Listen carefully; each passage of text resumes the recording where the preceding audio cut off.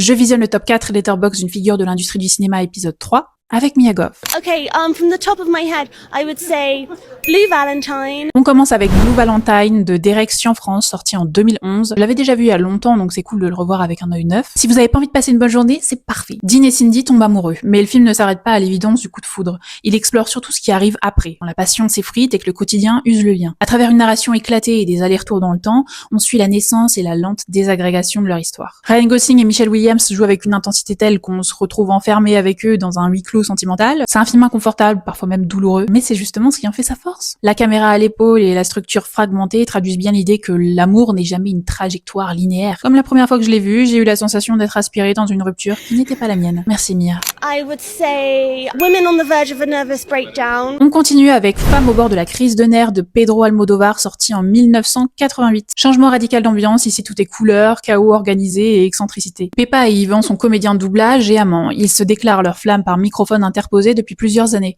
Lorsqu'Yvan annonce qu'ils rompt leur liaison, Pepa manque de perdre la tête. J'ai dû voir 5-6 de ses films, pourtant j'adore son travail, mais je suis toujours passée à côté de celui-ci. J'avoue, le synopsis m'emballait pas de fou. Almodóvar, c'est toujours la comédie de mœurs poussé jusqu'à l'absurde, mais avec une tendresse pour ses personnages. Ce film, c'est un peu sa carte de visite internationale, celui qui l'a propulsé hors d'Espagne. Franchement, voir le chaos amoureux mis en scène de cette façon après Blue Valentine, c'est plutôt réjouissant. I would say 21 Grams. 21 Grams d'Alejandro González Iñárritu, sorti en 2003. Alors là, c'est pas la balade la plus feel-good non plus, je connaissais même pas l'existence de ce film. Sean Penn, Naomi Watts, Benicio del Toro, casting 5 étoiles. On est dans un drame éclaté où 3 destins s'entremêlent autour d'un accident de voiture. Le film repose sur cette idée un peu mystique qu'à notre mort, notre corps perdrait 21 grammes, supposé représenter le poids de l'âme. Ce genre de dispositif narratif peut paraître superficiel, mais là, étonnamment, ça fonctionne, il y a une bonne énergie entre les acteurs, même si c'est quand même un peu le bazar. J'ai trouvé ça assez épuisant. Il voulait pas me lâcher. J'ai l'habitude de penser que les films sont trop courts, mais cette fois-ci, j'ai un peu pensé le contraire. And I would say The Dreamers.